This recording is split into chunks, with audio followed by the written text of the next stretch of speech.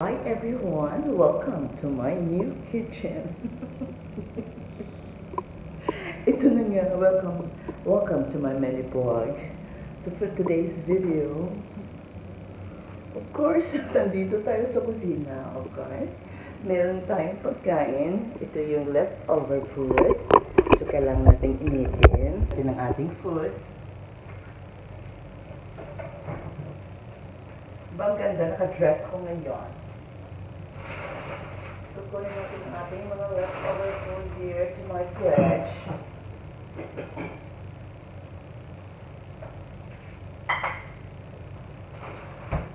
Yan ang ating leftover food. Gano'n, naka-dress ako. Ang ganda ko naman today.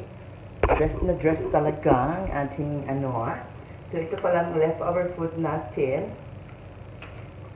Ito. Meron tayong gravy dito, tapos meron tayong manok, tapos meron tayo dito. O yan. Kasaba. Ayan. Initin natin. Initin natin ito, ha? Para naman siya ay mainit natin siyang kainin.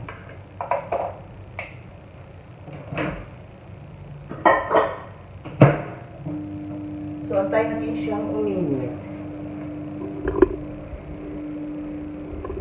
Ayan na. Pinainit ko na siya dito. So, antayin natin siyang uminit.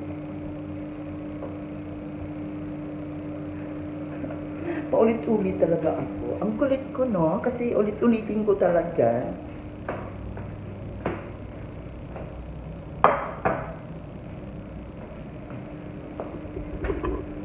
John, matagal pa ba dyan? Matagal ka ba uminit? John? Matagal mo uminit. Kaya natin, nagugutom na ako. Actually, may pasok talaga ako ngayon. Kahit malate tayo sa work. Ito pala yung aking new house, new kitchen. Ano to? Room tour na to? Or kitchen tour? Ang tagal niya. Late night ko eh.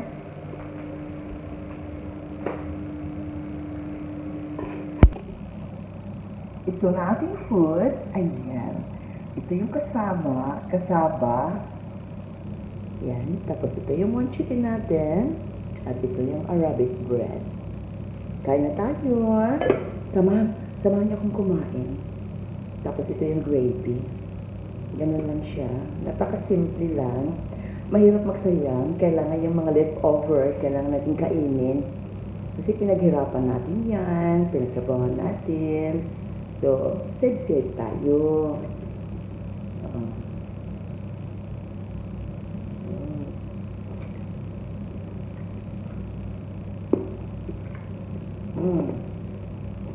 Wow.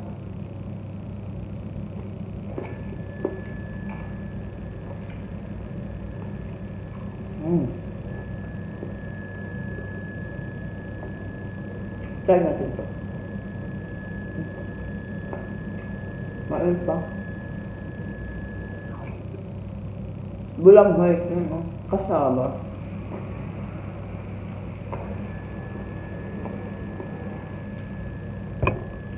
Puto yata ito. Sarap. Sarap, no?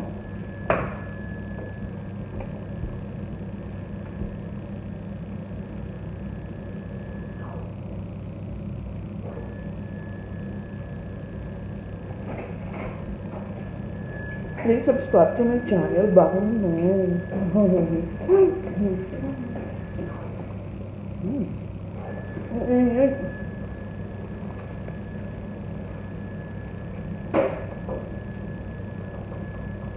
Hirap na hirap ako sa dress ko.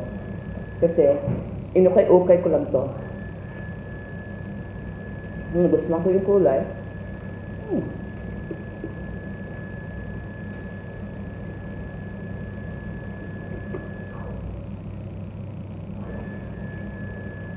Oh. Siyempre, pag nagharap na ito lahat, ang sarap.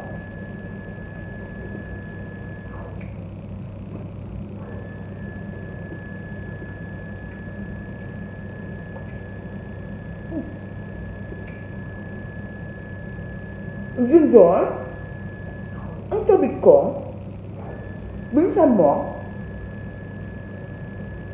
Junior, wala yata si Junior. Hindi ng tubig.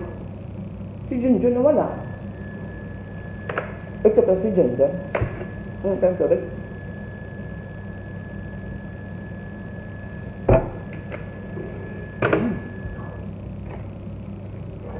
Grabe, hindi na siya.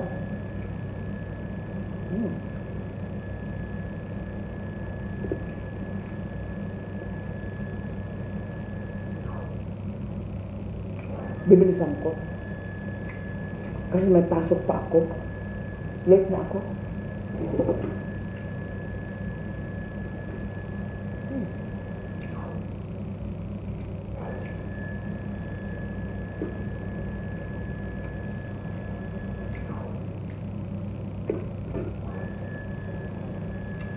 Hindi ko na kaya kainin ito. Nabusog ako.